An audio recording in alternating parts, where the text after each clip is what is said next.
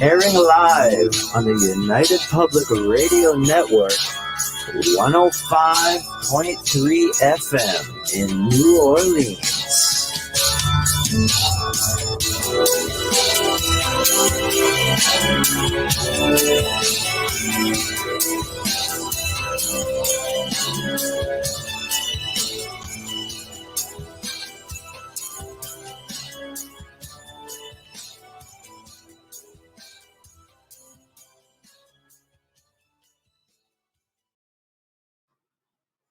Welcome, everyone, to the Wednesday evening segment of The Outer Realm with myself and Amelia.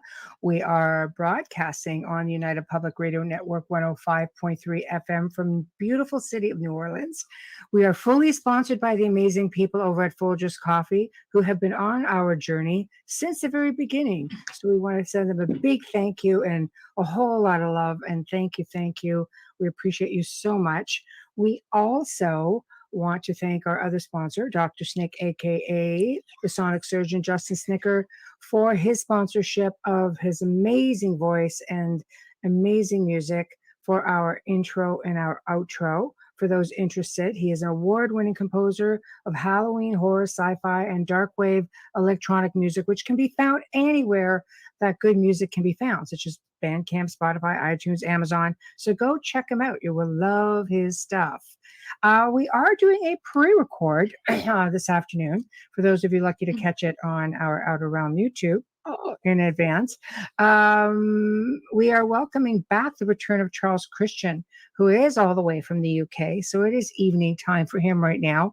And he's going to be picking up where he left off from his last segment, touching a little bit more on folklore and traditions of yesteryear, so to speak. And tonight, of course, Amelia and I are going to be manning the fort in chat, as we always do on our pre-records. And we'll make sure your comments do come up on the screen because it will be airing live everywhere else. And if you enjoy the segments and you're liking what you're seeing and hearing, please subscribe to whatever platform you're listening to, whether it's the Outer Realm YouTube, whether it's our network YouTube pages, UFO Paranormal Radio, International Public Radio, and UFO Gods and Extraterrestrials. Definitely subscribe. It really helps us a lot. And we are so very appreciative. And how are you, Amelia? I'm okay. How are you? I think you missed a page. Just saying. Did I miss a page? No, I'm being sarcastic. The next one Joe decides to open. I'm being sarcastic. Oh yeah, well, so far so good. Pretty much you can go anywhere and hear us, really, especially on your platforms for streaming and archives. We are everywhere. Yes, that's why we don't name all 200 of them. I know. Well, we'll do that. Yeah, that'll be tonight. Regular spots. The guys can find that on Facebook. And which is tonight if you're listening. Yeah, for sure. So I have another commercial. I have two. Dolly Saffron sent in two gorgeous commercials. I know, and we're gonna play one now. We're gonna play one after. They're very, very short, and I love it. So we'll play number one first. So if you guys are ready, we're gonna go right now. This is for you, Dolly, and you Folgers. The best part of waking up is Folgers in your cup. Good morning. Good morning. I love it. Feels like morning. We're almost there. I need to send you a Canadian cup, but that's okay. Good morning. That's okay. We are streaming out of New Orleans, so of course. So I'm teasing. I'm going to send her a Canadian flag cup. You have to get me her address. I'm going to send that to her. There we go. She's in the middle of a move, so it will be sometime coming in the next few weeks. I love it. So we've got Charles Christian. We might want to, I've sent him off the link, so we may want to give a brief, since we've had him on before, and he was such a joy and so full of so much information. But of course, we had to have him back. Charles Christian is an English barrister and Reuters correspondent turned writer, podcaster. Wow. It's early for me. Award-winning tech journalist and sometimes werewolf hunter. He now writes, talks, and makes videos mainly about folklore, urban myths, history, and the weird. And yes, an English Fleet Street newspaper once did commission him to go on a werewolf hunt on the night of a full moon. Spoiler alert, he didn't find one, or the werewolf didn't find him. He was born a chime child with a caul, so according to legend, cannot drown at sea, but can see and talk to ghosts and fairy folk without fearing of coming to harm, allegedly. So, he's such a joy. He is.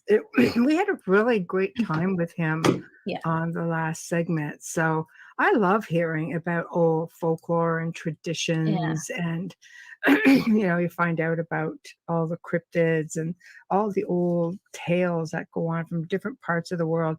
I know when I research for the Gray Zone, we have done where we get requests to pick one country and to tell everything about that country, all the folklore, all the traditions, all the cryptos and haunted tales and UFOs. And so it allows me, I would say those are the fun episodes because it allows me to learn so much. So to actually have somebody come on and talk about it, and it's something I haven't had to research. Somebody could tell me about it's a treat, tale. right? It's great. It's great. Speaking of the man himself, hello. Hi, Charles. Welcome back. How are you? Have me on again. Thank you. Oh, it's a pleasure. It's great a to have pleasure. Yeah, it's always a lot of fun. I was just saying that it's always nice to have somebody come on that can tell us tales of where they're from, because usually when I'm researching, I have to do all the research. It's kind of nice to have somebody else just say, oh, and just orate that out to us. It's like, oh, that's very nice. And I didn't have to even really work hard for this one. So it's always a treat. So it looks like it's nice and sunny out your neck of the woods. We are having a heat wave. It is hot, here too. Hot. Yeah. Wow. Yeah. It's 33 degrees without humidity here, so it's closer to 40. Ooh, we're not that hot. We don't do above 30 normally in the UK. Must be nice. But we're not used to it, so we suffer more. Oh, yeah. when you're over 30 and you're hitting 40 Celsius on the humidex, even a swimming pool is of no relief.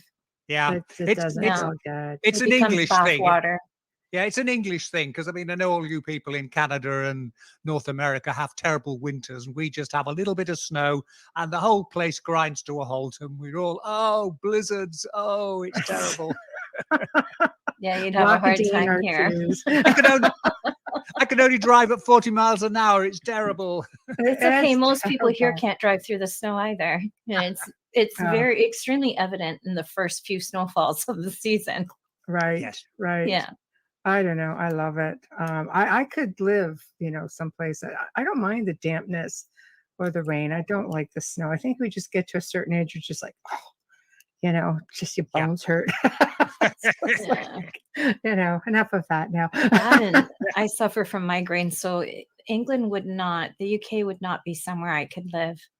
We have to climatize you. Yeah, I suffer from migraines. That would be too difficult for me. Yeah. Why would that affect you in England? The barometer, the pressure. Oh, right. The pressure. Yeah, that's where they come from. I had a middle ear infection about 15 years ago. I never had a headache before that. And I suffer from migraines all year long. Right. Yeah, so I try not to. It's not a place I would love to visit it, and I would probably come during a drier time of the year. Yeah. It is somewhere that it's on my bucket list. I want to be there. I love England. I think it's a beautiful country.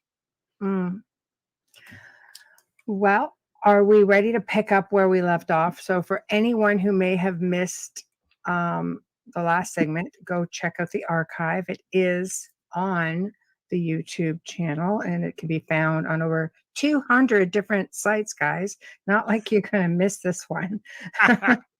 And I guess just for a really quick recap,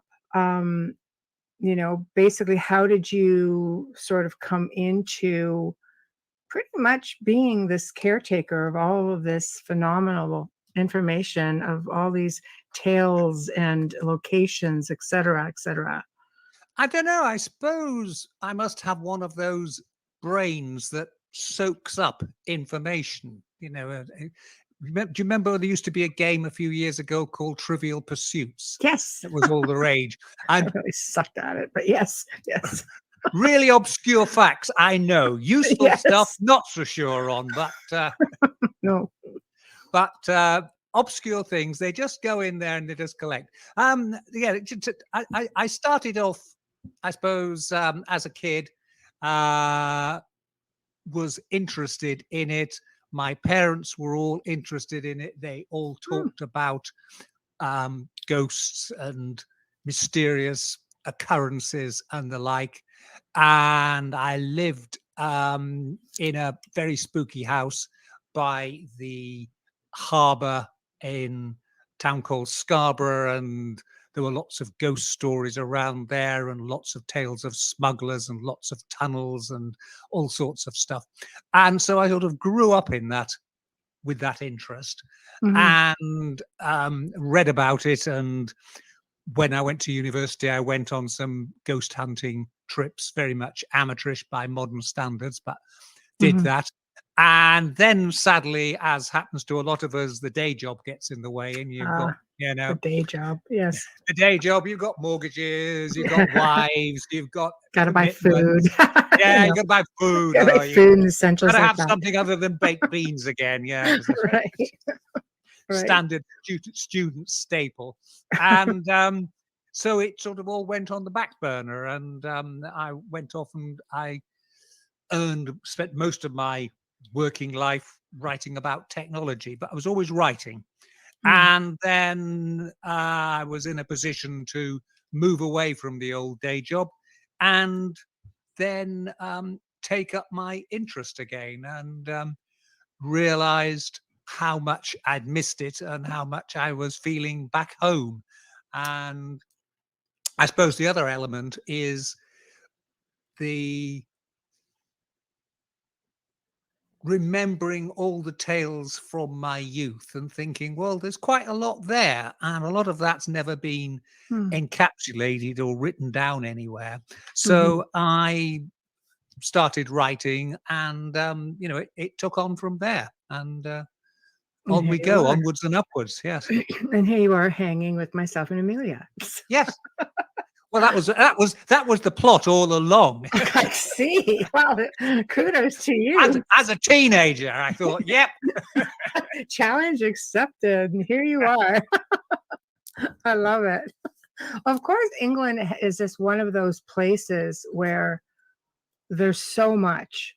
I mean, there's tales of everything. You guys have everything. You've got all these amazing pieces of tradition and folklore. You have like some of the coolest cryptids and some of the like most amazing UFO stories, like, you know, Rendlesham Forest. Yeah. You know, like you guys have pretty cool stuff over there. So last time we touched a little bit on dragons. Yeah. And people get funky with that. So they're because that could fall under so many different things. It could fall under, you know, just old folklore. It could fall because I mean, there's a lot of folklore tales, you know, throughout England and Europe, and a lot of it is the basis for, you know, even King Arthur, the Pendragon, that whole bit of information. But then it could also fall under like a dimensional being. So in your world, with research on dragons, I'll leave it there because I don't know which way you want to take this, but I'll let you just take it from here. Yeah, well, I say my interest in dragons, I suppose, stems from. Hang on, I just need to just type something into a.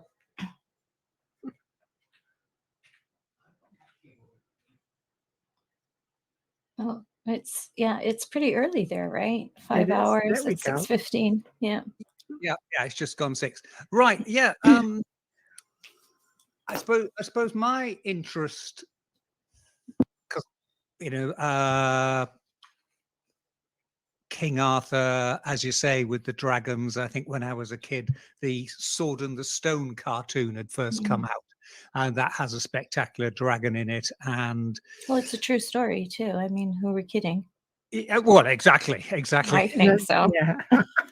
Well, I think it would be a better way of appointing leaders of governments if they had to pull a sword out of a stone.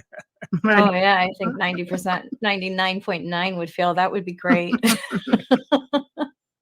Yeah, but I suppose what later intrigued me was the realization that dragons aren't just a Western folkloric tale.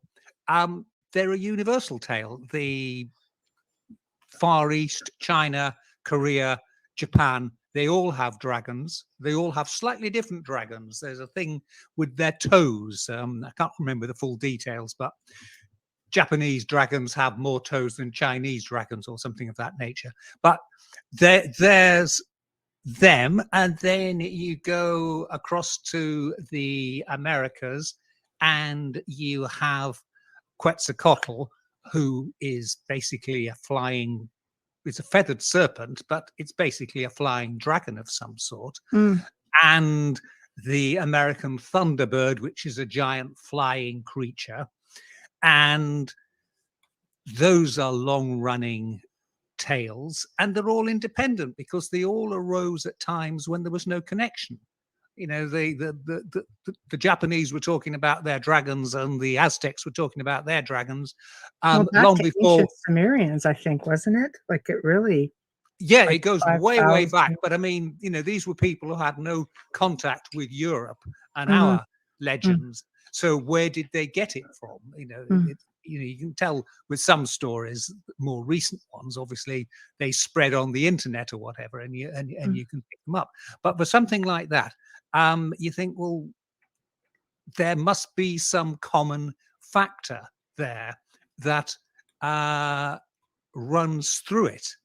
And I think, well, there's a number of thoughts. One is obviously encounters with living creatures that have been misinterpreted. The Komodo dragon is a good example, which you know, and that's something that has venomous spit, I think, of it spits out. Well, you know, that's a bit dragon-like with firing death at people. There are the saltwater crocodiles. They are huge and very scary. There are other crocodiles that were in Africa that have since become extinct or lost. But you know, tales of those, and you know, when you see medieval accounts of mysterious animals and the drawings of them and how they've been passed down, you know, some of the images of what camels and things like giraffes look like, where they've been passed down, and some say, well, it was tall and it had spots and it had this, and it looks nothing like what it does in real life. Well, you can see how dragons and large crocodiles might well go and have the same experience and be depicted as something far different to what they really were. So I think there's that element of it, that it was living creatures that were being misinterpreted, if you think. Then obviously there's the cryptozoology element. Were they hangovers? Were they creatures that have survived one way or the other over the years? I mean, you mentioned you know, the most famous cryptozoological creature. Well, that's Nessie, the Loch Ness monster in Scotland. Well, that's generally thought to have been something like the descriptions, like a plesiosaur, which was Jurassic times. So we're talking millions and millions and millions of years ago. 145 million years ago, I think it was. So, you know, you're talking of something from a long, long time ago. But have they survived? Did they survive?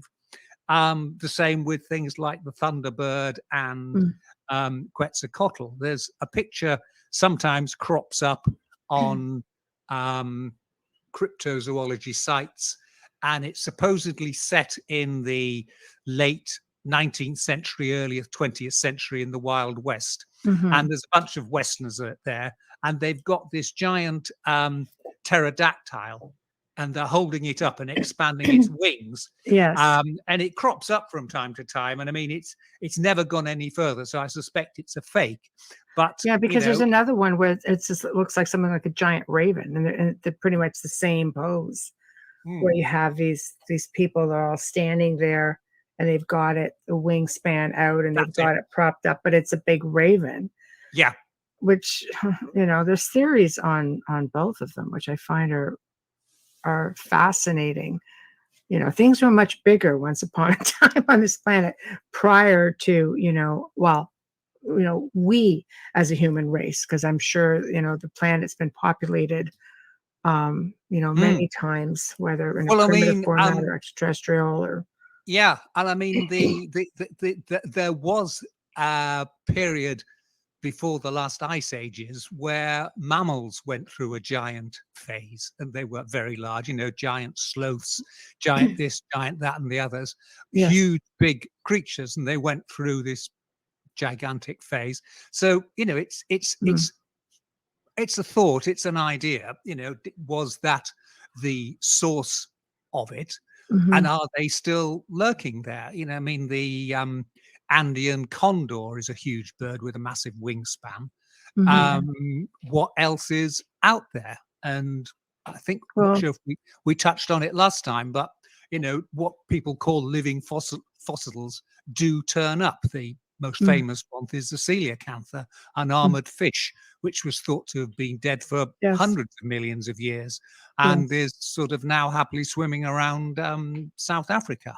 Well, so look at the giant squid. I think you just have to go deep into the water. Exactly. How exactly do these scientists go about and saying, well, these don't exist anymore and those don't exist anymore, if they're not on the floors of these oceans, which are at great depths that human beings cannot go, and neither can camera equipment to a certain degree because it will shatter. So how can they say anything? It really is almost paranormal in the oceans. Yeah. And when you consider how much of the world is ocean, there's more water than there is land.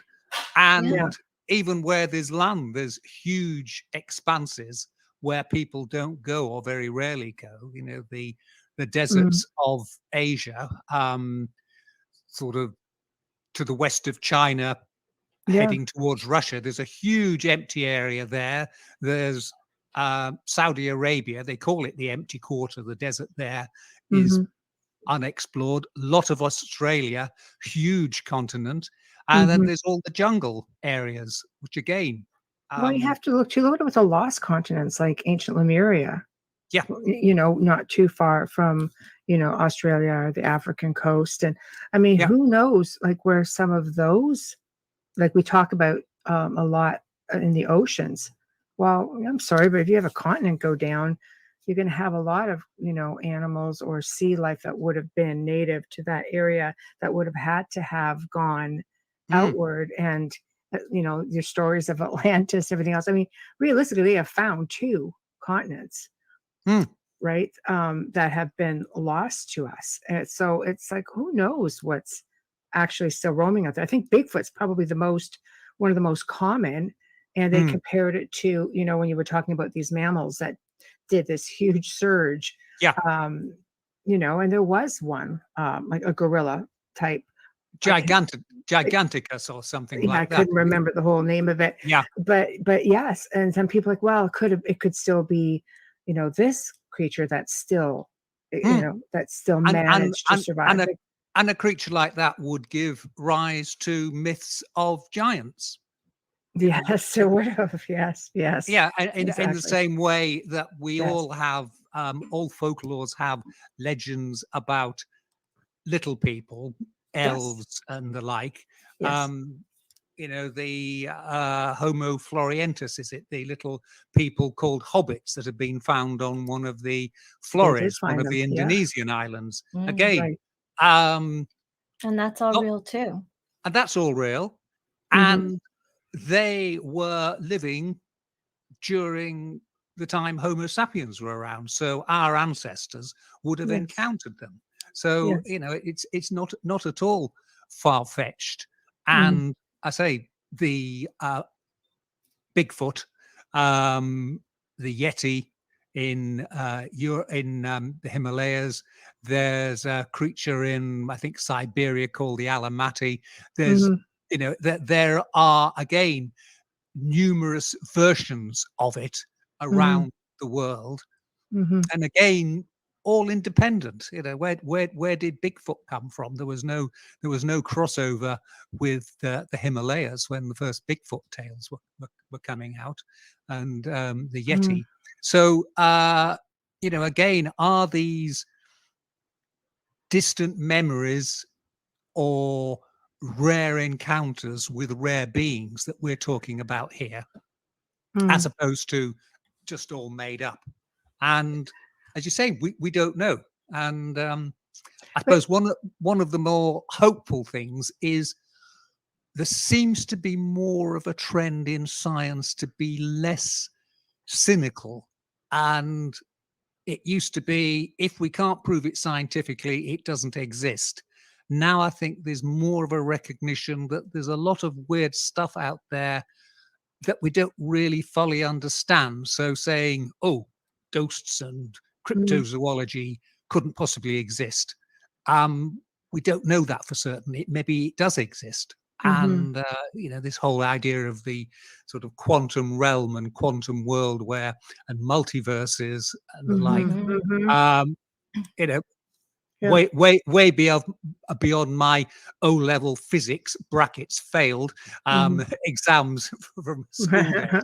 Right. So I'm not one to comment on it, but it is a recognition that the world is a lot more complicated and there's a lot of unknown stuff out there, and it's no longer a case of saying, well, we haven't proved it in science, therefore it doesn't exist. Now it's very much more a case of there's huge gaps that we don't understand about. So we're going to remain open-minded about it. And I think cryptozoology is one of those. And I agree. I think military as well as governments. We'll go back to Bigfoot for a minute, because we just had a couple of guests on last week who did a documentary. I want to make sure I get both the names right. Toby Johnson and Brett Eisenberger. Eichenberger. Yes, I know. I played with that one. I know. I played with it just because it's off the top of my head. Yeah. But they researched it and did an amazing documentary. Yeah. And when the more you really poke and prod, you'll see that the government in the United States, you can't kill a Bigfoot. You'll be tried pretty much the same way as if you killed a person.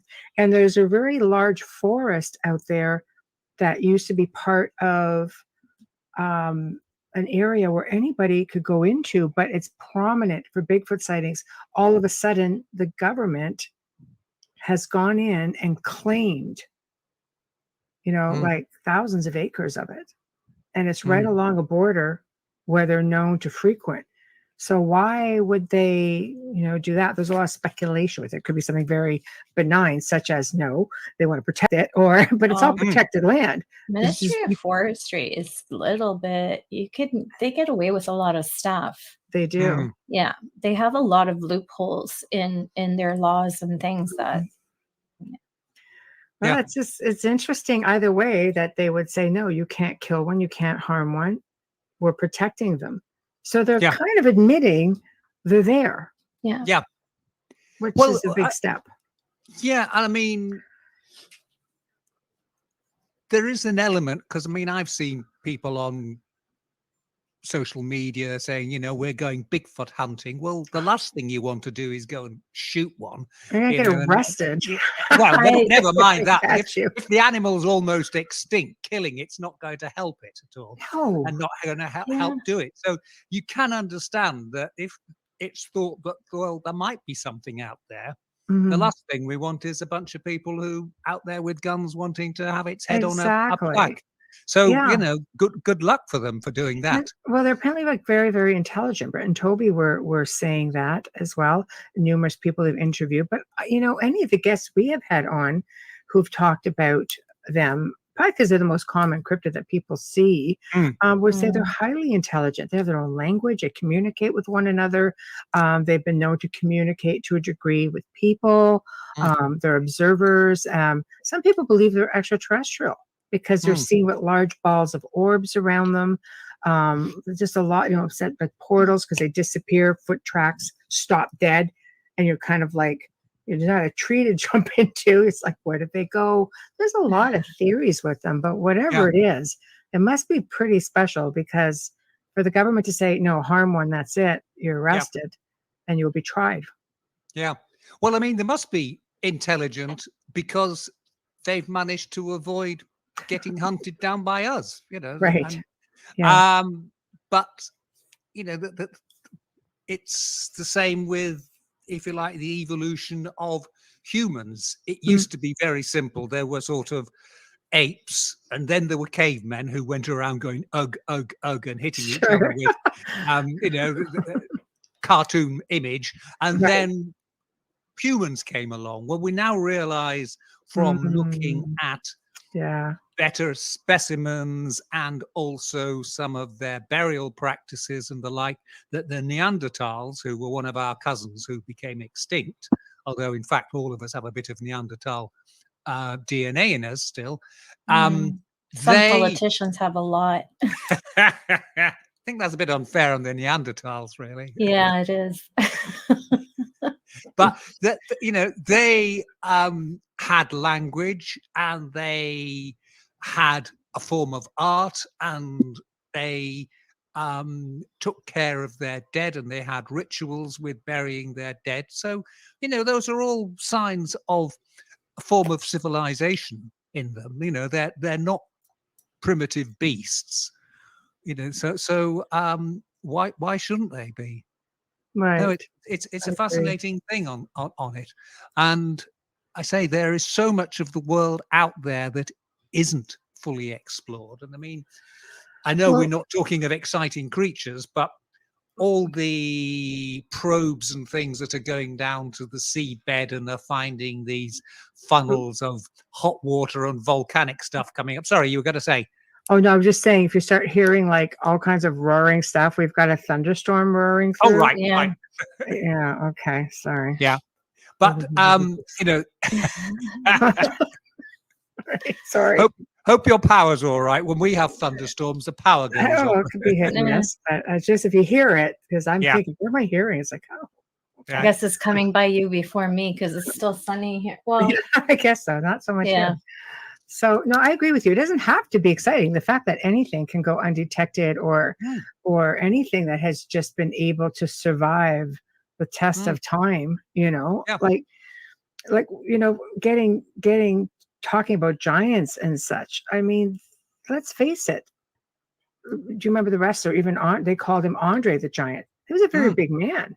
Oh, he was over 8 feet, wasn't he? Yeah, there have been people in our lifetime that have been super, super tall. There's a basketball player. I believe he's in Asia. He's 8'9". See, like there you go. So somehow we still have traces of that.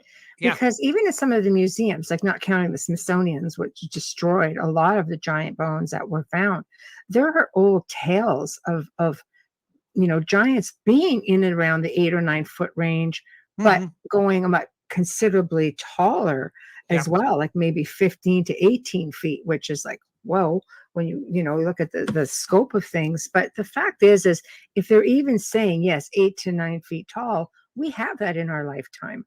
To turn around and say, no, this is something that didn't exist, to me, it's just, you have academia saying, no, they didn't exist, but we have it now.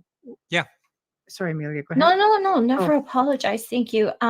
No, I'm just thinking, how you said about scientists and that, because they're always running DNA and this is this and this is that. Well, who's to say they didn't mate and they didn't fall in love and create a whole other us? coming through the lines where you do have some people who are tall and some people who are shorter. Just as time goes on, the genetics of this generation is stronger and so forth. I mean, it's a bit, it would be ignorant to say that it's not possible.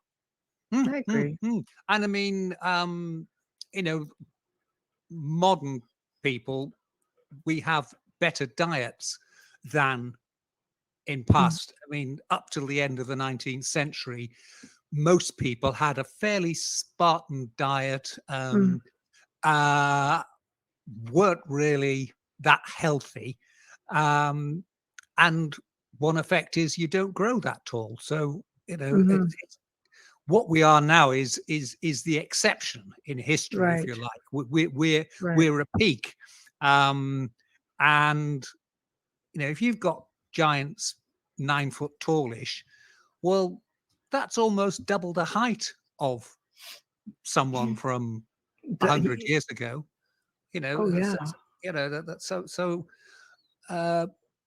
I think the tales of giants, and looking at all the burial mounds and such, and I mean, this is again all over the world, and I think the real tall ones are known to be, like, I think I've read more accounts of that being in Europe even than this side of the world.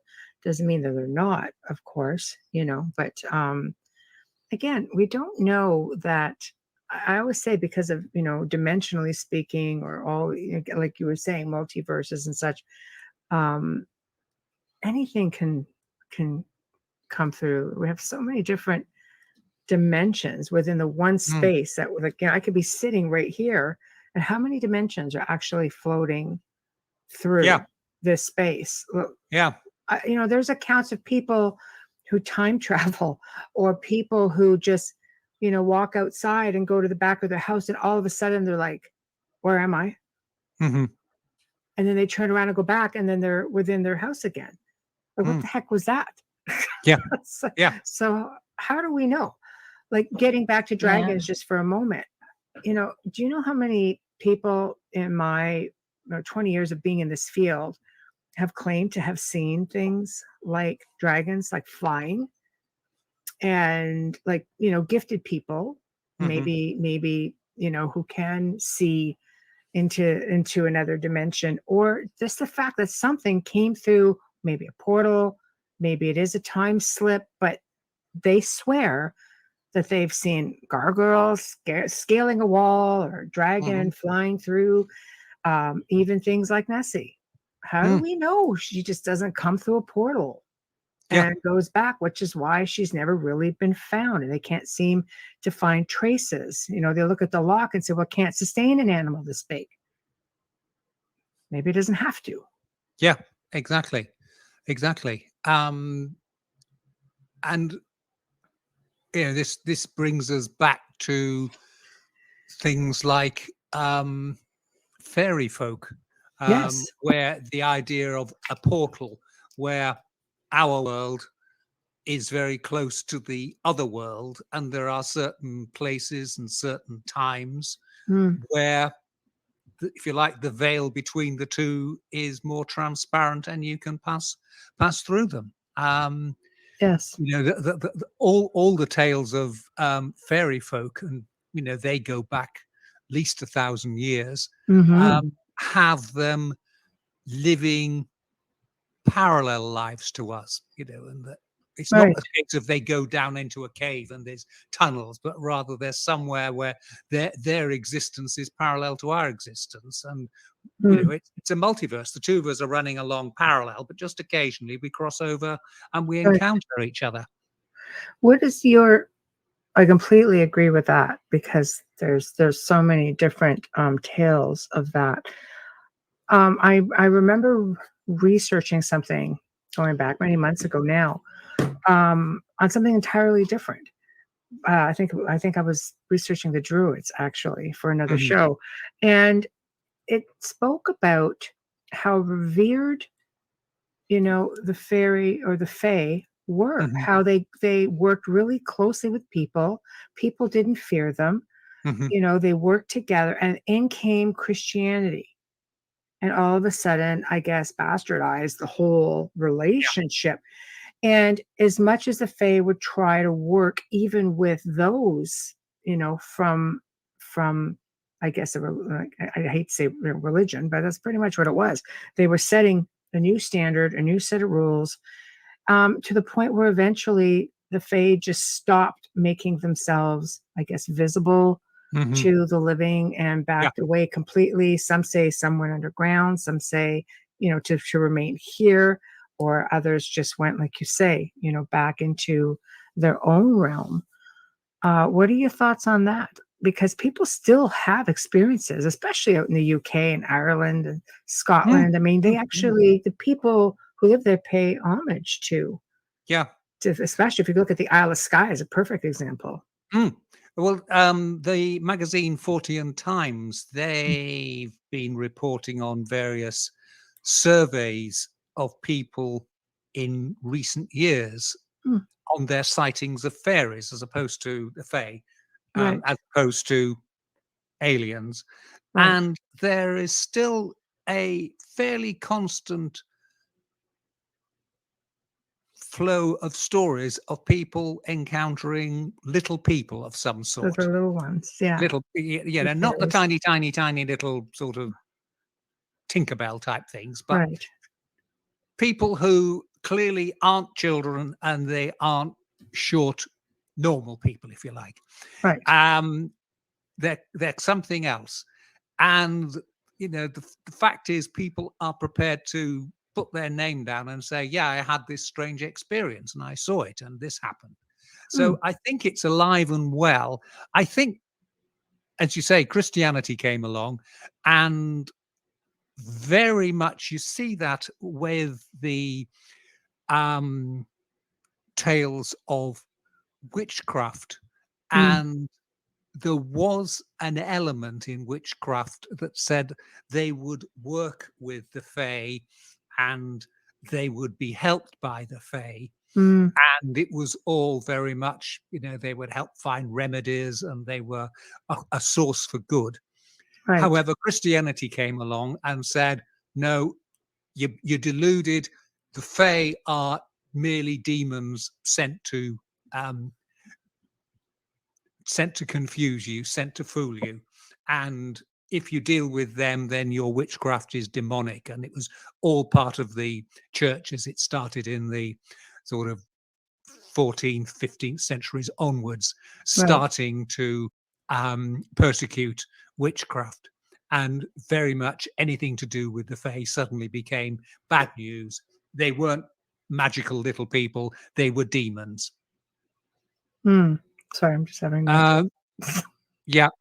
So and I think the other element is urbanization. I mean, particularly on a place like England, which is relatively crowded in terms of people, and places that were once sacred, I suppose.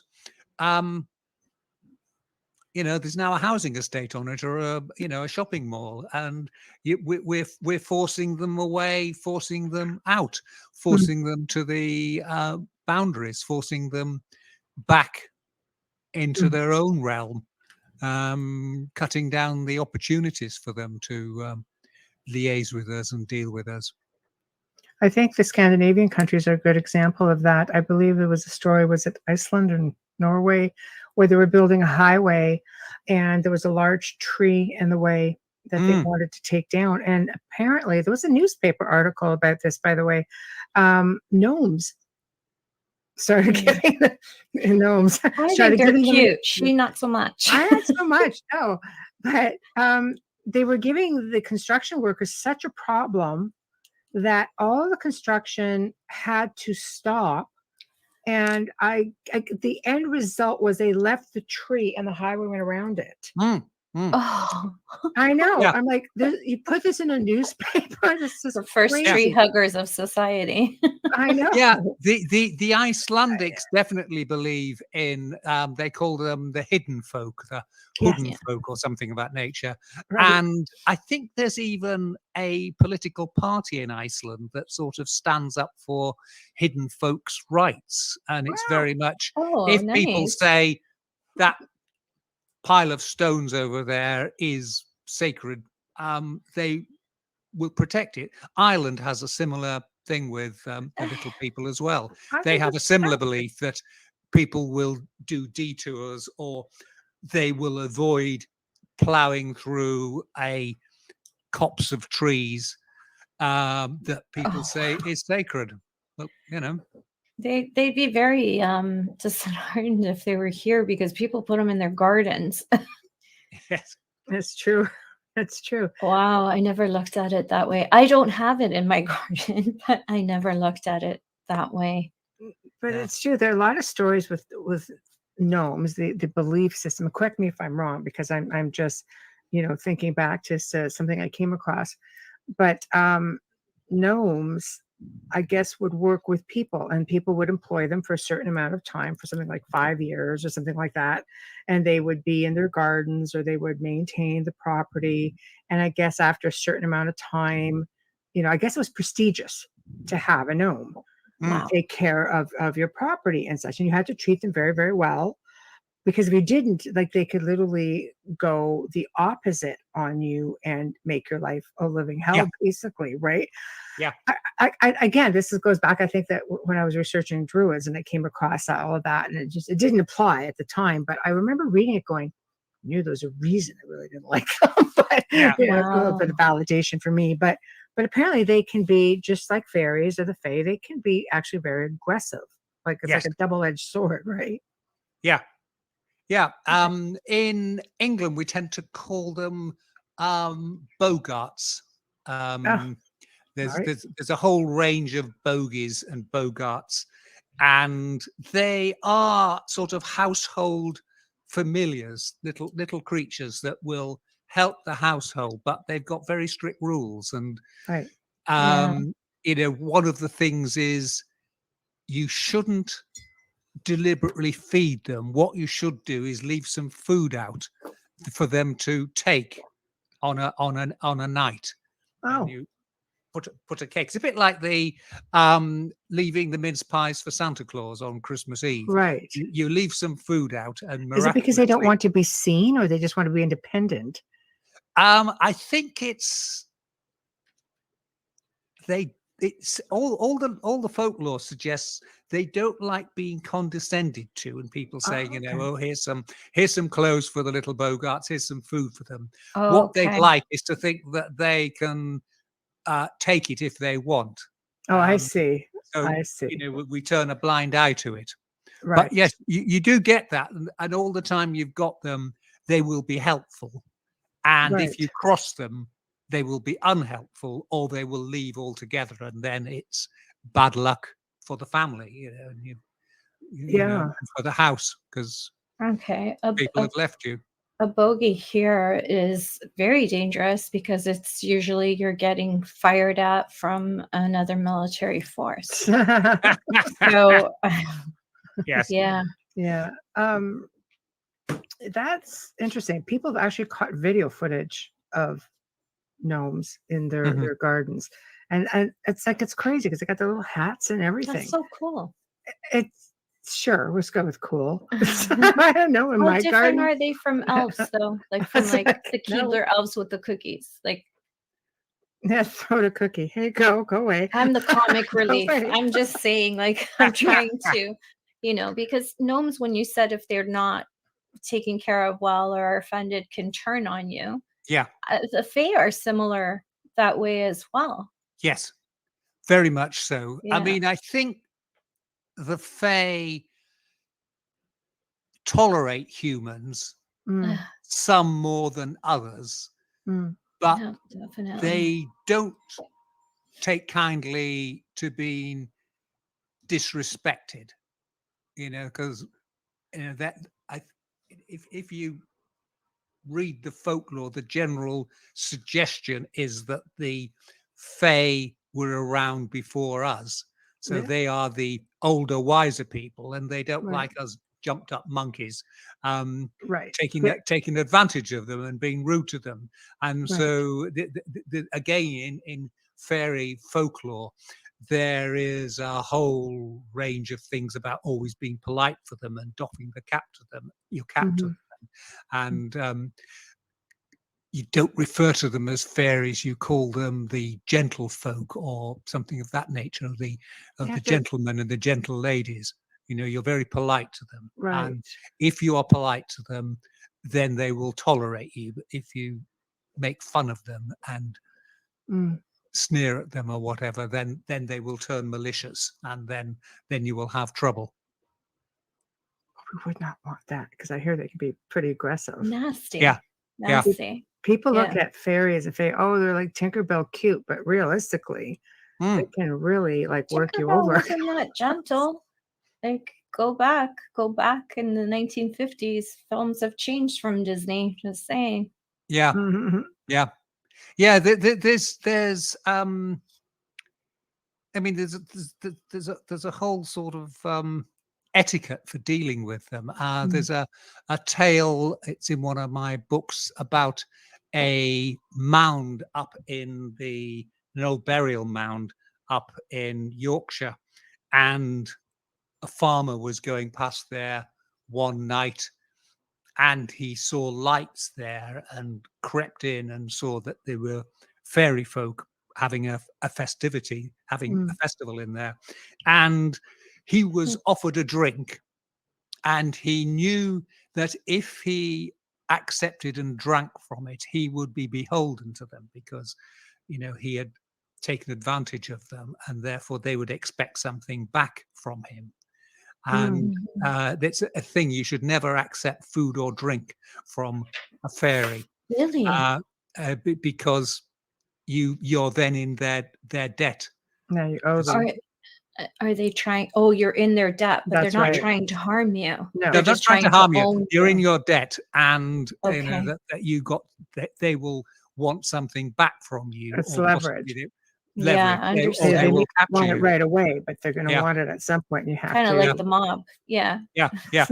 And this particular farmer knew this, so he quietly tipped his drink on the floor and then ran off and hopped on his horse and escaped. And the fairies all chased after him, but he jumped over some running water, and the Fae apparently can't climb over running water. I mean, it's another long-standing thing in folklore. Move on a property with a stream. Okay, good. Yeah. Stream, leave the hose running. Okay. Build a stream. But then the cup he'd got ends up being given to the King of England, who then gives it to the King of Scotland, and these are all named people, and it was supposedly still in their treasury in the sort of 14th century, this sort of magical cup that had been there. So, you know, it's that's crazy. Here's a question. So let's say, for example, the farmer is the one who's really, they would consider to be indebted to you. What would happen if the farmer passes or he moves and another person comes along and takes the land? Does that debt get passed to the new owner of that land because they're now the proprietor? It's the individual. Okay, it's very much the individual. Okay. That you've got the obligation, and I say one of the things is that, which is it's where you start getting fairy law almost starts running into UFO law. The idea of if you step into a fairy ring, you know, of mushrooms, fungus growing on the ground, you fall into their hands. And there are endless tales in folklore, again going way back, of people who go away and go dancing with the fairies and have a very good time, but when they wake up in the next morning, 5 years, 10 years or longer has elapsed, and that there's been this big difference in time, and they thought they were only gone for a night. And it sounds like an alien abduction. well, this is the interesting thing, because you get the same thing with alien abductions, that people think they're out, it's only a short time or it's a very long time, but the time is this time distortion. And exactly the same thing going back 1,000 years has been told about the Fae, that if you fall into their hands, there's this time distortion. There's one tale of King Hurler, who was a Anglo-Saxon king who went for a weekend festivity at the invitation of the fairies, and when he came back, 300 years had gone by, and he and all the legend is he and all his knights have to stay on their horse, because if they touch the ground they'll just crumble to dust and the age will catch up with them. Wow. But it's just intriguing that both the Fae and aliens have this time distortion, that if you go with them, a lot longer passes than you would imagine. So that does sound a lot like alien abduction. Your microphone. Yeah, yours. Yeah, your microphone. Can't hear you. Really? No. I can read lips though. Really? Nope, can't hear you. Oh, there you are. You're back. You're back. You're back. I don't know. Yeah, I'm just seeing the lips move, and we're best friends, so I know exactly what she's saying. I know. Yeah. Blah, blah, blah. Yeah, I know exactly what she's saying. She said, really? You can't hear me seriously? It would be a series of asterisks going across. I know. When they start going into private chat. And okay. That's funny. Oh my gosh. I find it completely fascinating, because there's so many different I guess cultures that would like they live quite and have a healthy respect for different pieces of folklore. And I know when I was in Scotland, I spent some time in the Isle of Skye, and they had stone fairy circles, like rings that just went around, and people would come in and would just, leave coins for them, or leave little gifts and things like that. And then there was the Fairy King Grotto up at the top, and then they had the Fairy Springs, and everything has sort of been rearranged, I guess. And it's just sort of left just for this area where I guess there's a lot of sightings there. And the Fairy King Grotto, I mean, this thing is just, this ancient structure that just seems to be falling down, but I love fairies. I know. Yeah. But there's I just find there's certain parts of the world that are very, very respectful. I know that there are sightings of fairies even here in North America. And there are people who go healthily looking for them, and they know where they are. But it goes to show you, it's just not stuff that you heard about, obviously, until, it was more populated here. But it makes me wonder, when you're dealing with little people, are those a type of fairy folk, maybe? Like on this side of the world? Well, are they a type of fairy folk, or are they a type of small people? Right. Like, the hobbits, Homo florentiensis. I mean, there are reports from the islanders there that these small people, they claim they still exist and are still in the woods, although the fossil record suggests that they became extinct 30,000 years ago. How would they know if they're not the vast forest? How would they know? It's again like the ocean thing. How do you really know unless you've scoured every inch of forest, especially Canada? 80% of our country is forest. And deep, dense, with you can't cave get through systems it. And lots of places to hide, like here for sure. But look at the puckwudgies. I always have to say it because I love the saying. She loves the word. She loves the word. Yes, I love the word puckwudgie. but it's a thing, and same idea. They just sort of surface every now and then, and the indigenous people of the area are well aware of them. Yeah. And,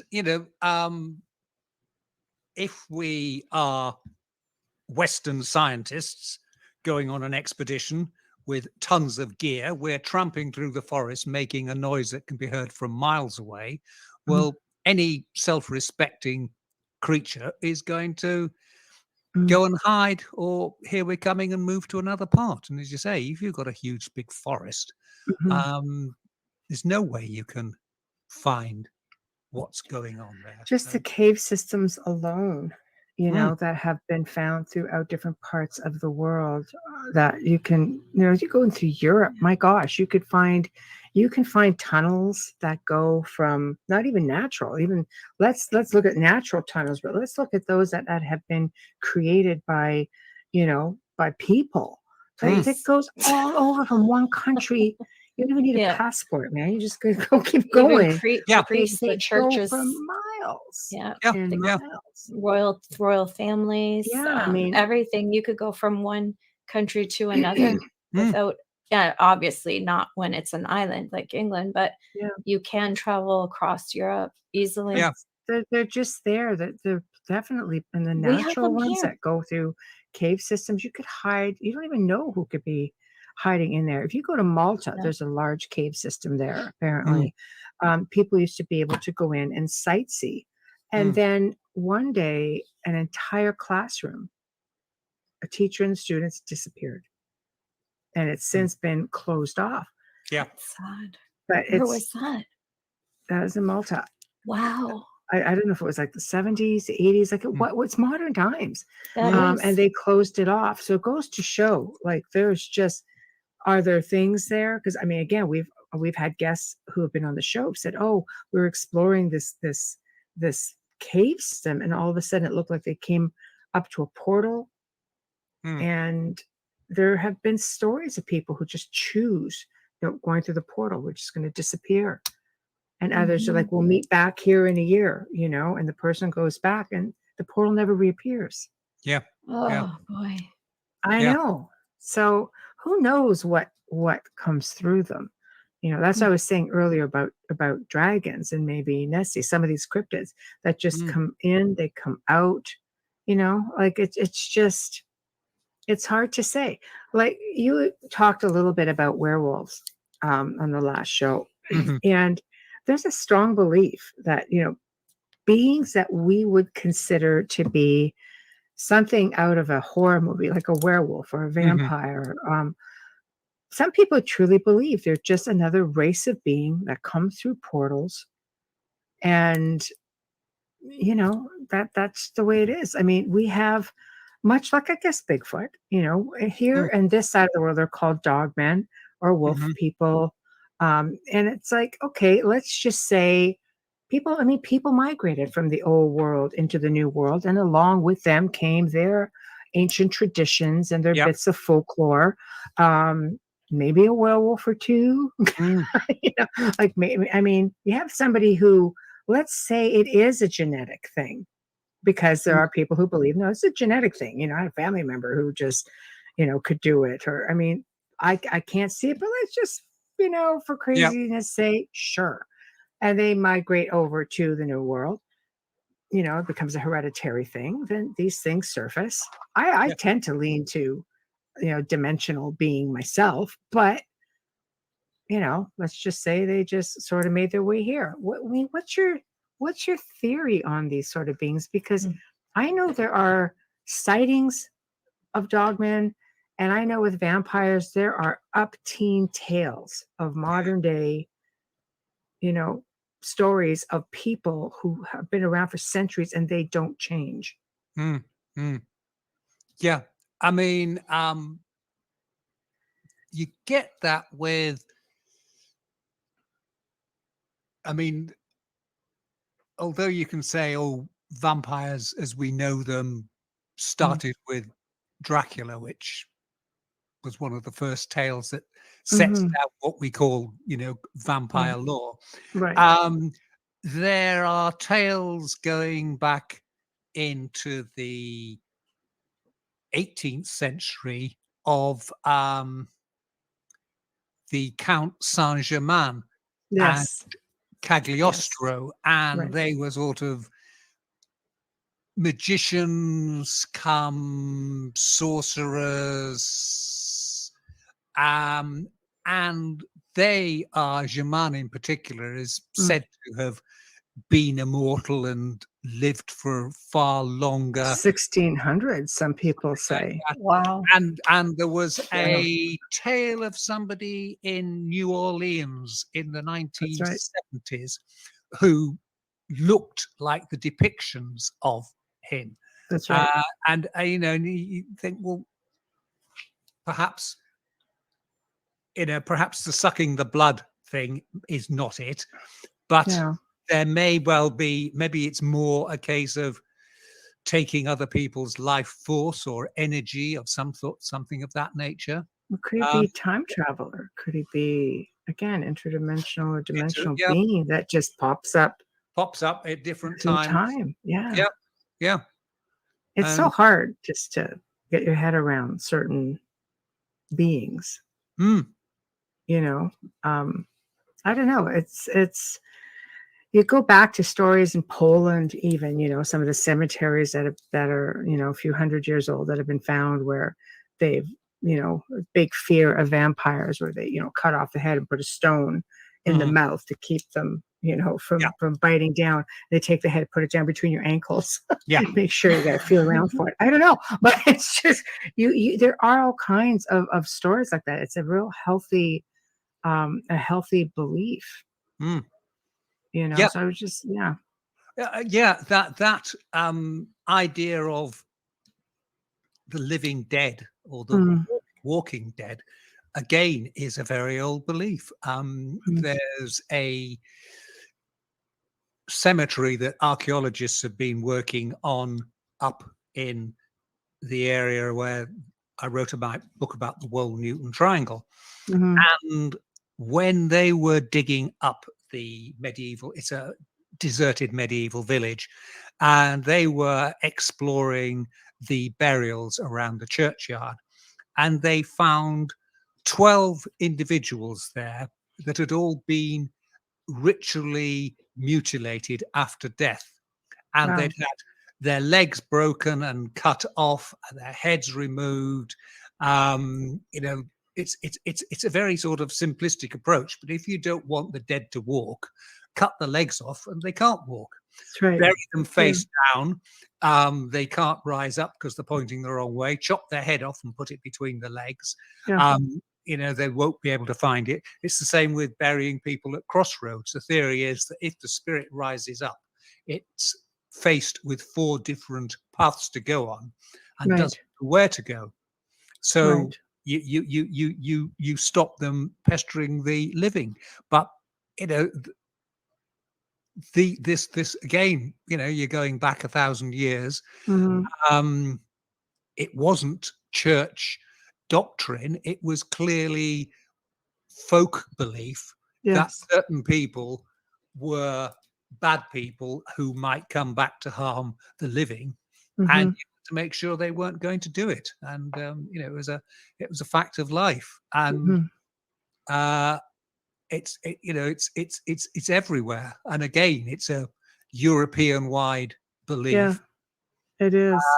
And maybe the vampire is more of the exotic end of the belief. Yeah, I mean, it's still very healthy in some places. I know, of course, I do find the Eastern European countries, Romania for one, for me, having spent time there, I know that even the werewolf folklore is still very much alive. If you go to Brasov and you go down into the town square, it was just beautiful, beautiful village, been around for ages, but it's a very Germanic. There's a lot of German people who are there. It goes back since World War II. I guess they had settled in and then remained there. So it's got that really nice Scandinavian Germanic feel to it.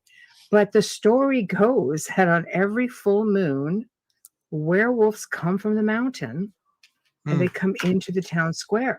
And it's basically like, no, you don't be in the town square when they come down. Yeah. And I'm like, wow, they don't just stay in the town square. Obviously, they can go anywhere they want. It's a wide open brick, but they really believe it, Mm. So it's just, I was sort of like in between the supermoon at that point. I ended up, in the haunted forest at that night, but I had just left Brasov, and the gypsies will tell you, oh, don't be here, in the next couple of nights. So it's just like, oh, it was really difficult because it was sort of a toss up as to where I should be that night. Yeah. So I don't know. I think when you hit certain places, there is still a really healthy belief. Here, there's just tons of sightings down this way. Yeah. Throughout, Yeah. North America. Yeah. Yeah. I mean, that is a thing. These beliefs stay on, and you can imagine it happening through, certainly in places like Romania, through till the early years of the 20th century, when those were very backward countries and not much in the way of education.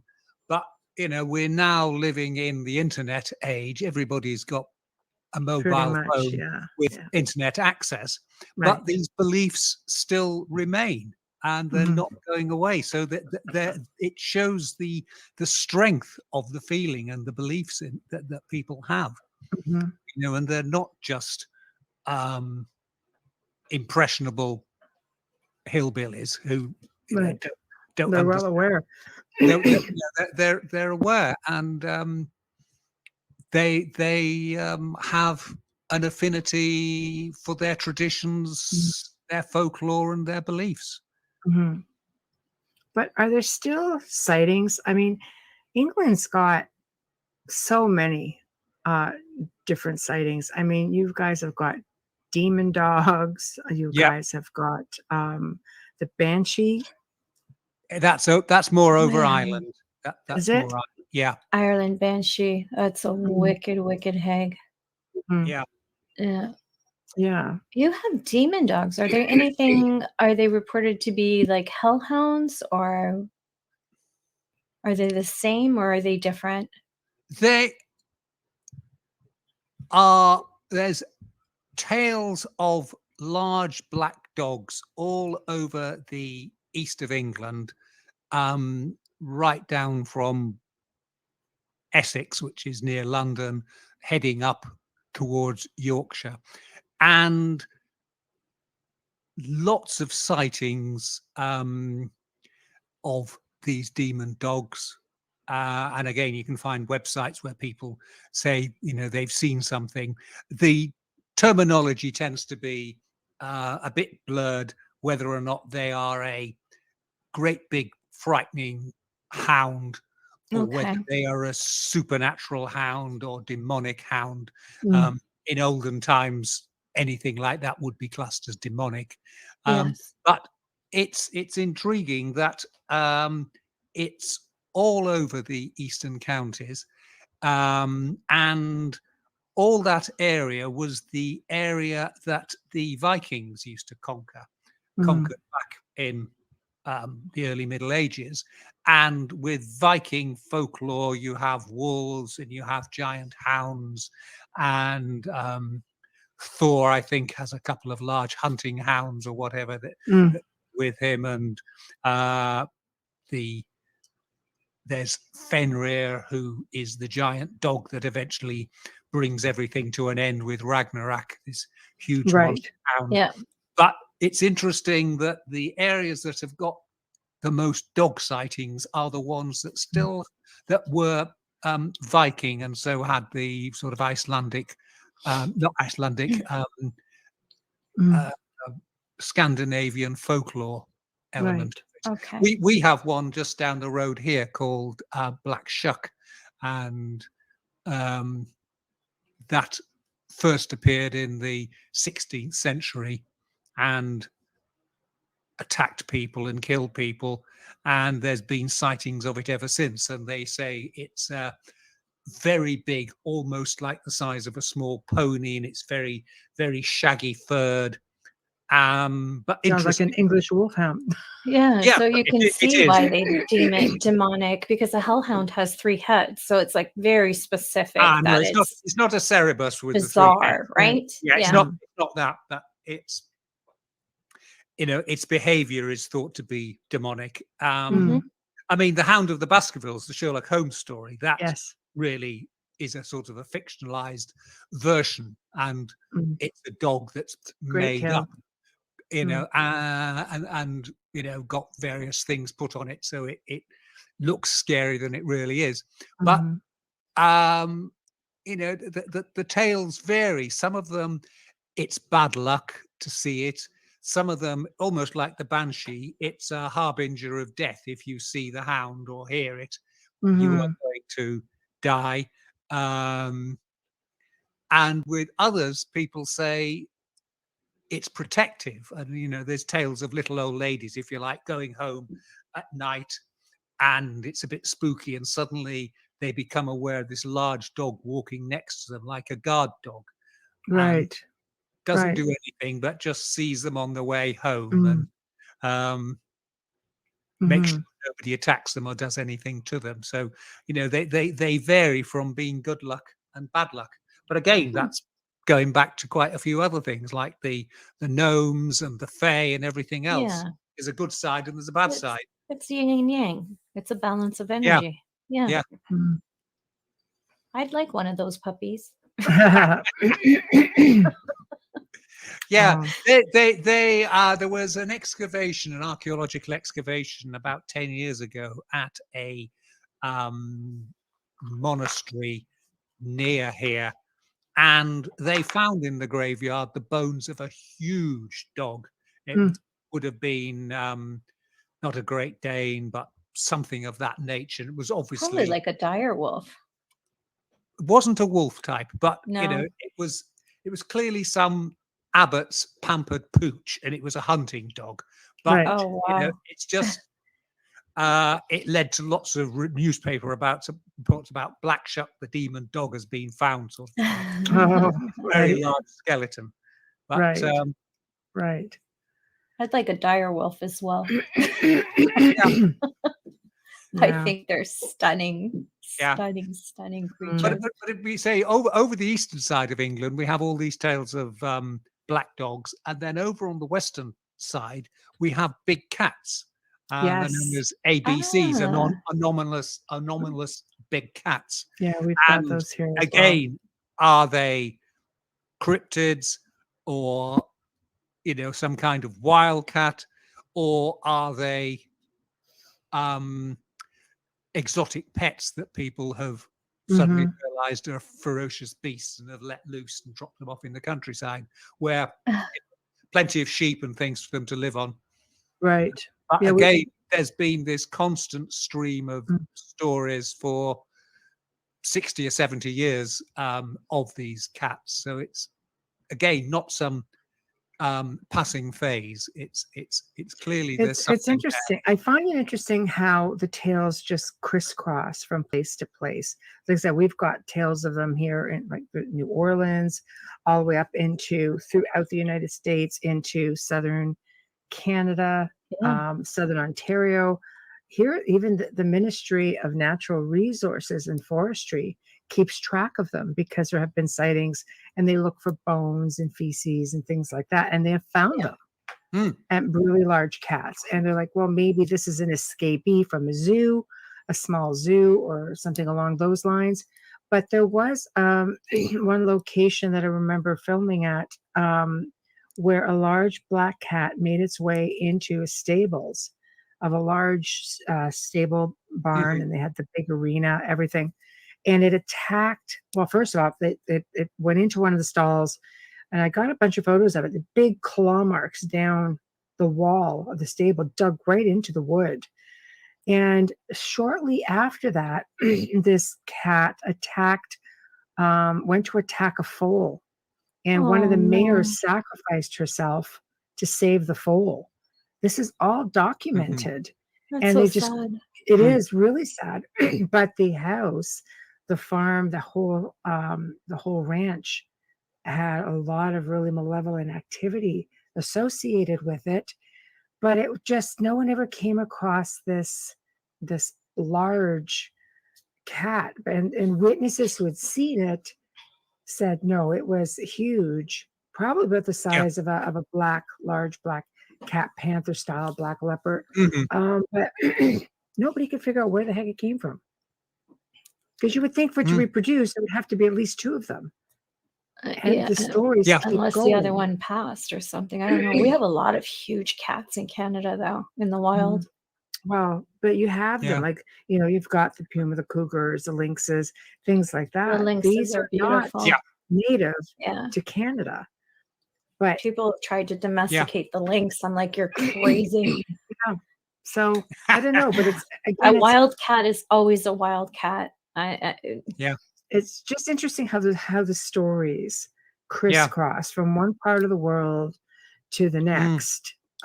I mean, You some of know, these cats may actually be individual specimens, and cats Mm. can live a long time. And Yeah. long as there's a supply of food, Mm. they may just be individuals, and another individual replaces them, as opposed to there is a native, grouping of them, as opposed to they're in a family group. So Mhm. it is possible that is the cause of it. Mhm. But Hmm. again, it's one of those things where there are so many reports, you can't just say, oh yeah, it was a domestic cat and you've got the focus on your camera wrong. I mean, some quite clearly the Mhm. perspective and the scale is wrong, but other ones, they are big. They are Mhm. big. I mean, what's that big domestic cat you have in the States? Is it The a Savannah.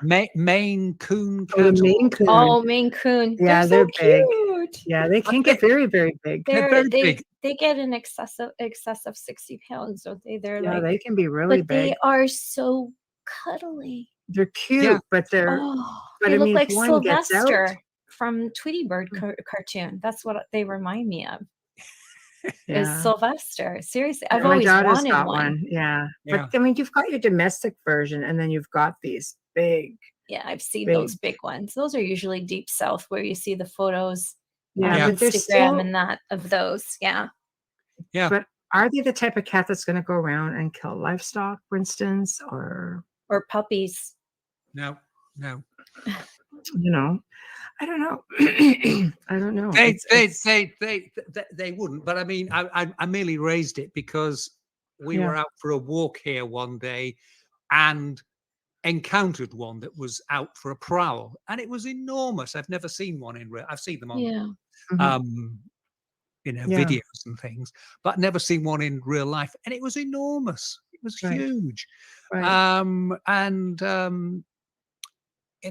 So you can see why some of these tales of big cats, they could be domestic cats that are just being misinterpreted. But Mhm. so many of them, particularly when they start looking at the wounds on the animals, and particularly, say, sheep tend to be the thing they get in the UK. Right. The bite marks and the wounds on them, they're not something a dog or a domestic cat, even Would a big you? feral cat, I mean, could Right. do. They're something bigger, Yeah. the incisors and the Mm. jaws and things, Mhm. and the claw markings and so on, which is always a good sign of the Mhm. size of a creature. Mhm. I off topic of cats, but raccoons. I'd love to know where they come from, because if you see them of late, they are so friendly because we're building so much here. I think they're just so used to being around people. I'm curious, seriously. I've thought about it sometimes, wondering where are they, like, where do they come from? What is their line? Because they are so intelligent. Mm, They use their hands like we do. mhm, They're unbelievable, and if you feed them, they never go away. mhm, mm. I don't Like, know. Do they have those in I know it's England? something weird in Canada. Like, I've seen, if you watch TikTok, you'll see a lot of, well, Jimmy Petnito is one of them who's constantly feeding 2 or 3 raccoons. Um, on his deck. And then I've got one that just lives in their house with their other pets that I've seen. And I'm like, what the heck? But is that a North American thing, or do you guys have those in England? We don't have them in England. They have raccoons, or is it a raccoon dog or a raccoon fox they call it? But they have a raccoon in Japan as well. That's a fox. Yeah. Right. Yeah. So it's not a pure. It's not related to. No, it's because of the mask on the fox, on the eyes, the fur mask. There is a raccoon type creature. I'm not sure if they call it a raccoon dog, and it's derived from that. It's not a pure raccoon, but I mean, I think one of the things about those, obviously, and we're all biased by Guardians of the Galaxy anyway, and the raccoon on there. Yeah, but, rabbit. I know. Rabbit. Yes, we're calling them a rabbit. they are creatures that we can identify with because they've got faces like ours in terms of relatively flat, with eyes pointing forwards, as opposed to a lot of animals that have their eyes at the head because so they can see backwards or whatever. And their hands. Different, and their hands. Yeah. Right. And I think there's a bit of anthropomorphism there going on there that we sort of. They are so smart. Yeah. They are so smart. It's not funny. Like, they are so smart. They will take apart garbage bins, and it doesn't matter how you have them locked up or covered up or anything. You will wake up to a mess if you have them in your neighborhood. Yeah. Yeah. I don't know. They're so cute though. Anyways. Yeah. No, I mean it's that thing, isn't it? That some animals just have this element of non-human, I suppose, almost supernatural intelligence, and we're not sure whether to be impressed by them or slightly scared by them, I think is the. Well, it makes you realize why it's so easy for some of them to be able to elude mankind and to just keep going and going and going, why we never see them, and how they manage to not go extinct, or how they evolve to the degree that they evolve. We have to do a very quick station ID and sponsor ID. I think we're at that time Here now. we go. Yes. You are listening to the Outer Realm with Michelle DeRoche and myself, Amelia Pisano, coming to you live from the beautiful city of New Orleans on 105.3 FM radio. And tonight we have in the house Christian Charles with us.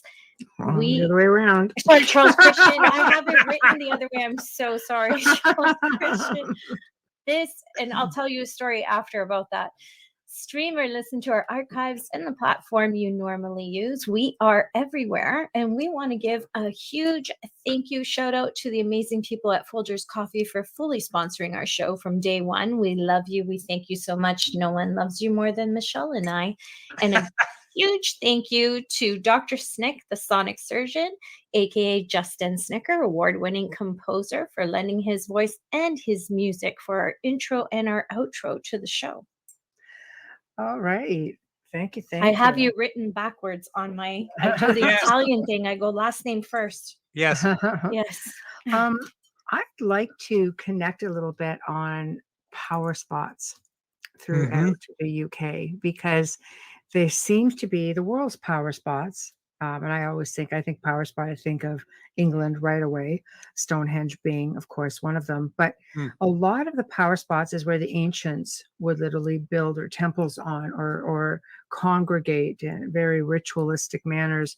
It's also a place where it's believed to have portals, and, you get a lot more sightings of maybe not so much cryptids, but I think, even with the solstices, they always incorporated how to deal with ghosts and things of that nature. And, we're going to make sure we feed them. We're going to make sure we cater to them, because the veil is the thinnest at certain times of year, but also the activity seems to be the greatest in these locations. And even when, Christianity came in, they would build over top of these temples. Yes. Yeah. So they took them as their own. So they obviously knew that these places were very special.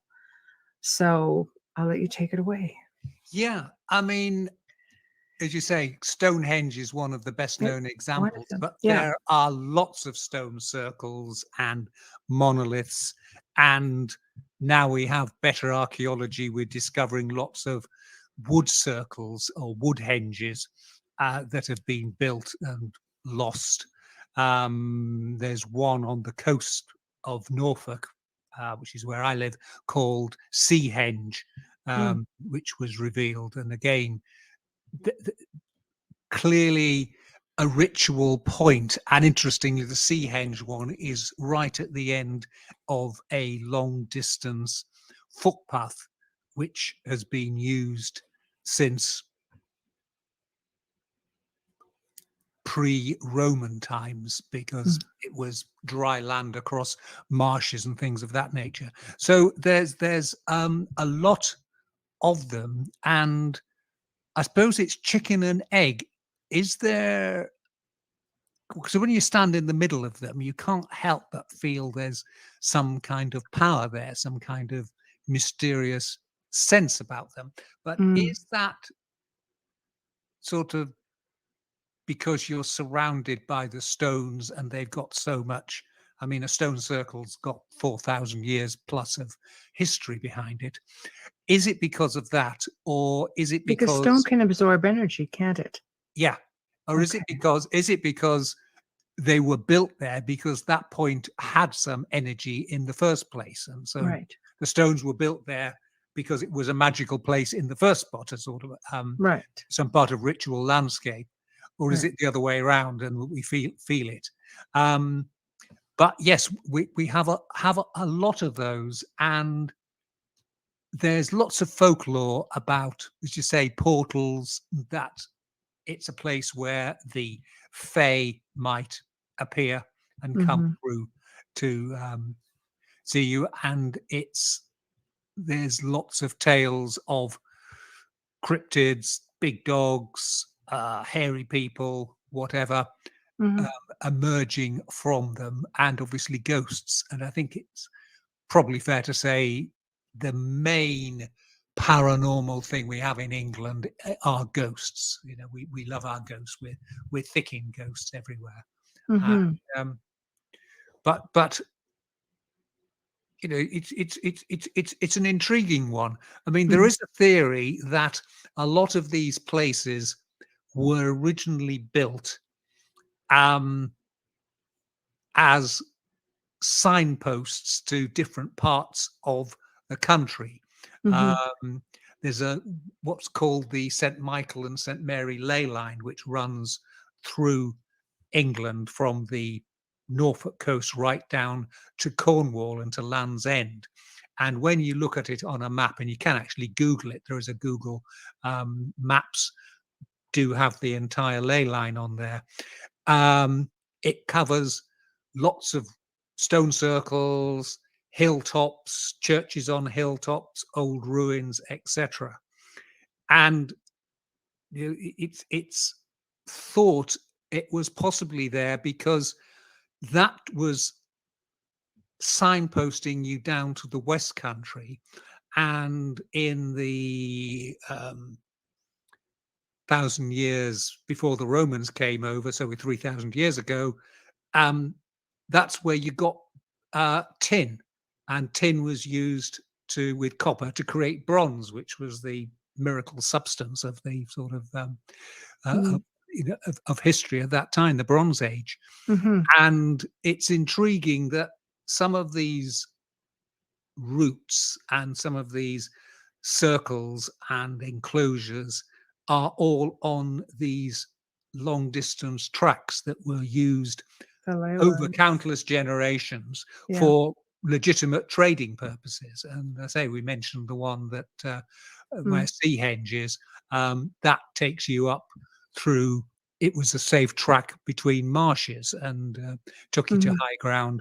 The St. Michael line takes you right across England to where the tin was found. So it's I've got a book somewhere about it, but it's the equivalent of motorway signs, but megalithic motorway signs. Right. How you'd navigate, and the idea of the old straight track. You're standing on one hill and you want to know where to go. Well, you aim for the next hill you can see, and you make your way towards it. And right. Well, ley lines in the paranormal world are called, are nicknamed Highway of the Dead. Yeah. So they can hitch a ride through that energy line and end up pretty much anywhere. I know that I had lived in a place called Burlington, and there was a city hall there, and they had ley lines across in and around there, apparently. And what was interesting is that the people who worked in the building, even in the middle of the day, would look down every once in a while, because that's how the stories came to me from the folks at City Hall. And there would be horses and carriages of people in period clothing. And some of them, it's like they're not from here. Like everything about these people, they know that they had like more European feel to them in the way that they dressed and so on. And I thought that's really interesting. And I guess they brought in somebody who practiced feng shui, and this individual came in and said, no, it's because there are ley lines here. So anything could hitch a ride, and they never saw the same thing twice, because I thought, oh, maybe it's an imprint, and it's just like an energy imprint. Yeah. And like, no, we've never. Once you see them and they're gone, you don't see them again. That's but you would see something different. Yeah. Yeah. So I thought, wow, that's really fascinating. I'd camp out there. I just camp out right there. People have done it, but it's even happened. There's no rhyme or reason as to when the event would occur, because it could be, I mean, they would work, they finish at 4:00, right? So, and it would happen during the days most of the time for them to be able to see it. What would be interesting is to reference that, like cross-reference and see when there was a full moon and these sightings, and see if that created enough energy or gave it even more energy to have them manifest even more. Who knows? You might be onto something. The energy changes, so it's especially when the moon is full, or seismic. I mean, energy affects us as people. The full moon affects us as people. It affects ocean currents. We're like 95% water. And of course, it would affect us differently. It would affect energy differently. But I don't know. And you I mean, in the southwest of England, a lot of the underlying stone is granite, and you get radon from it. And is there something there that's the cause of it? There is a natural cause in the underlying geology, and the people of the time were unaware of the details of it. Just felt something from it, and it's gone on from there. Well, here we live, Michelle and I, even though we're 40 minutes apart, we live on top of limestone and granite here in Southern Ontario. So, and it's quite haunted around this area. A lot of activity, but also running water that goes underneath the land. There's 2,000 plus falls here. Oh yeah. I mean, I can't remember. Also going to amplify energy.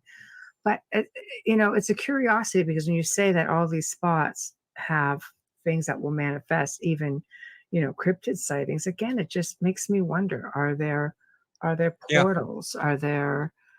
What is it about these spots? Are they where the ley lines cross? Are they all on ley lines? Are they, like people built the temples in places where now there are churches, and you always get tales of something. There's always something going on around them. But with respects to ley lines, even UFOs allegedly will follow ley lines when traveling. Yes. And I mean, one of the other names for ley lines is dragon lines as well, which brings us back to where we started. Yes. And why do they call them dragon lines, Charles? I think it's the sort of Chinesey feng shui name. Right. I think it derives from that, but it's From the same Asian thing, that culture, I believe. Asian culture, that there Okay. is some kind of force that follows along them, Mhm. and that, dragons would follow them. Yes. Yeah, they had, I mean, the Chinese had their, and Japanese, Asia had their dragon tales, I think, shortly after the ancient Sumerians, and even the Egyptians had tales of dragons. Like, it really goes back thousands and thousands of years. But the fact, again, that it transcends globally, to me is very fascinating. Even sightings have been done along mountain ridges and things like that. So what are they following? Where are they coming out? Yeah. know. Exactly. Yeah. Yes, you called them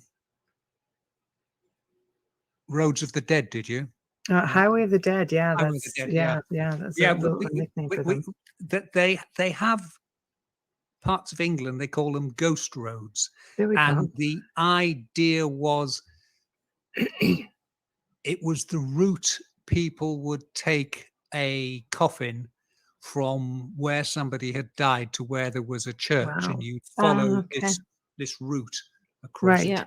Right. And there's a famous one across North Yorkshire called the Like Wake Walk, and there's a long song to go with it as well. It's a 40-mile walk that takes you right across the North Yorkshire moors, the highest points of them. Wow. And it's a straight line. It's now a sort of sporting event, and people will walk it. And It's crazy. yeah, Yeah. but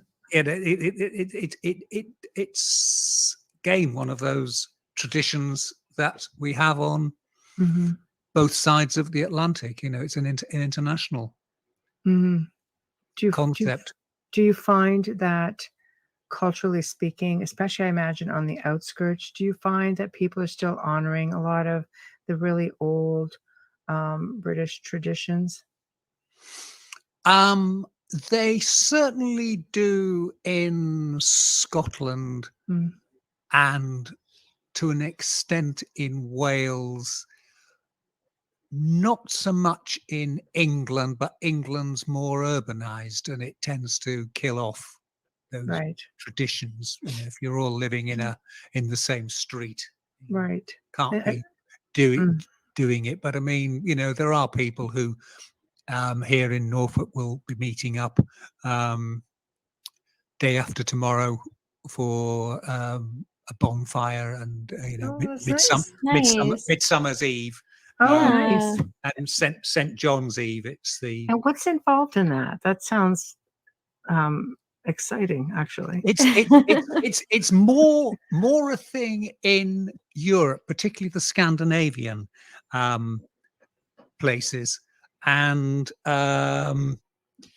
the Swedes in particular. It's their sort of biggest festival besides Christmas, and in fact it's halfway point. The old midsummer is June the 25th, and it's the halfway point between Christmas and halfway point in Christmas. So in Scandinavia it involves feasting and a lot of drinking. Wow, then. Well, it's like Christmas. Yeah, pretty much. Sounds like a great festival. Well, Sweden's known as being in the vodka area. Vodka's one of their drinks. And, right. It's one of mine too. They do party strongly there. There's something about a large bonfire and a lot of drinking, though, that just strikes me as proceed with caution. But a little dangerous. Well, yes, they sit around and have the bonfires, but the traditions are in some areas that the bonfires are to protect against evil spirits, because we've passed the solstice, so the days are starting to get shorter only by minutes at that point. But the forces of darkness are about. So you have the bonfire. Um, I love this. they in Ireland and in parts of Scotland and some of the islands, Scottish islands, they do various versions of jumping over the bonfire. Obviously, you don't have a huge big blade, but you jump over the ashes, or you walk round them, or you actually, this is when the bonfires have really got down to ashes, you drive your cattle through them, and that gives them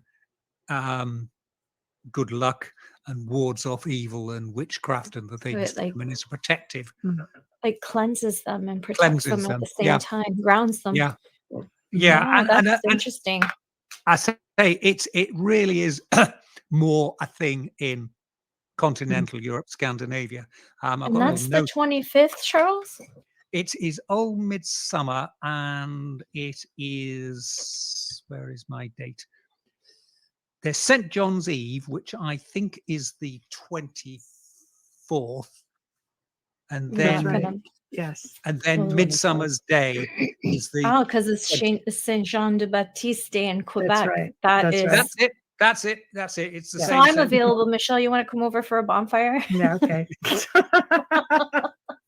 I love that idea. Don't we have a show tomorrow? Yeah.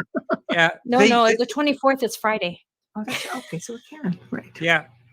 Yes. There's a tradition in Sweden that girls pick 7 flowers from 7 different fields, and then you put them under your pillow during Midsummer's Eve's night, which is the 24th to 25th, and you will then dream of your future husband.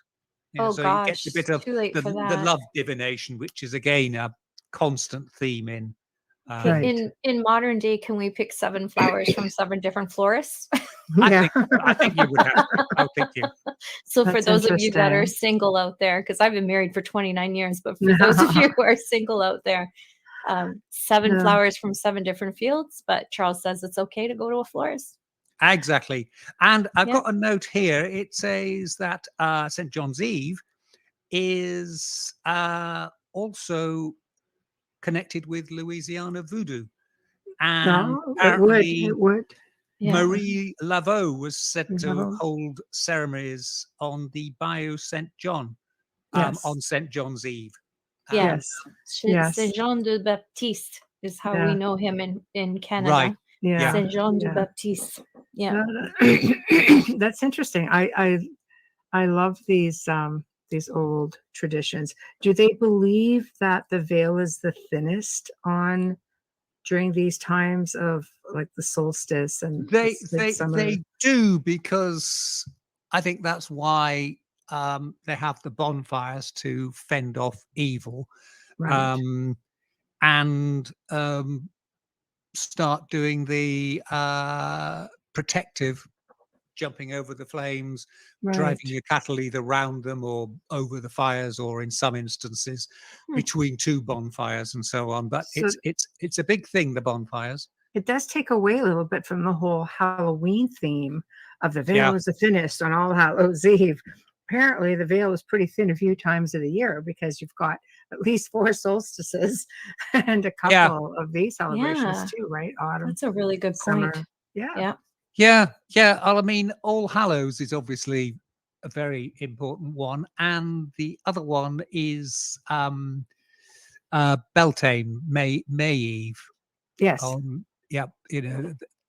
Those seem to be the main ones where it's thought to be the veil's the thinnest. Right. Not so much with the spring and autumn equinoxes so much. Right. They're relatively the winter solstice. I know that they really hunker down, I guess, and there's a lot to do with spirits in that time. Probably the lack of sunshine as well. In the Italian culture, darker, spooky. In the Italian culture, New Year's Eve, they come out at midnight banging pots. It's not to wake up their neighbors. It's to, discourage and send away all the bad and only allow the good and the positive to come in for the new year. Yeah. I love all Yes. those traditions. Yeah. You people here in Canada don't. In Italy, they're used to it, but you go out in Canada in the middle of the night, banging your pots, one of your And you neighbors just going to kill you. come out and Yeah. try One of your that neighbors stuff going to come middle out of the and just night. box you. Yeah. Yeah. Not But so yeah, it's pleasant. very Not a popular team in Italy. player. The neighbor. No. Yeah. So as we're getting a little bit closer to the end of the show now, what do you have coming up, love? You know, I know you were mentioning the last time that you were working on some books, or do you have anything near completion? What do you? I've got a book on. It's an almanac of witches and sorcerers through. Ooh, the sounds like a ages. good Halloween for your Halloween. Exactly. It's Mhm. still publishers. It's definitely going ahead because they've paid me the second half of my advance, so it's definitely on. Yeah, Yay. it's yours. It's yours, Charles. We're looking That's forward to right. it. So that's coming along. I've got a new edition of my book about Wold Newton. It's been updated and revised, and it will be available. It's called The Mysterious Wold Newton Triangle, and it will be available probably within about the next week on Amazon in both print, both Nice. print and digital, and it will be available in the US and the UK. Well, it's just going through the system at the And moment. that's on your website, correct? Because we The put that up details will right on be the on YouTube page, right in the links, so people can see them. It'll be on the website with the links to the Amazon pages when it goes live. But I say that's imminent. That's in the hands of the great god Jeff Bezos. So we'll have to wait and see. Exactly. Well then. Yes. Yes. Him with his phallic rocket ship. Yes. Yeah. Lovely. Well, maybe we'll just take your book to Mars. Send one to Mars. Something to find moving forward. So that's that. Then I've got a couple of other book projects that are currently in talks and haven't got any further yet, but there'll be more coming out next year on those as well. Well, it's very exciting. That's what I'm doing. So I'm very pleased how it's going. And oh, absolutely. Well, we're happy because we've got you back in October. Let me just check the date for anybody who's listening. It will be October the 5th. October the first date in October. Yeah. I see witches and sorcerers and all kinds of, like we talk, that'll blend right in. Haunted tales. Yep. Brilliant. Yeah. I love it. I love it. Well, thank you for joining us.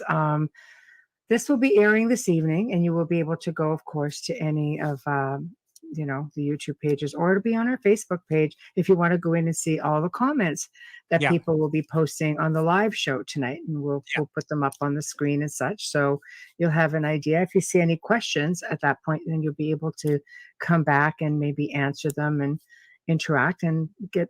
People will see the link right in there because we'll put the link to your website. We'll be there, and we'll mark down the books. I think you have a list of the books that the books are on the website. Okay, we'll make sure that is. We'll make sure it's all there. That's super.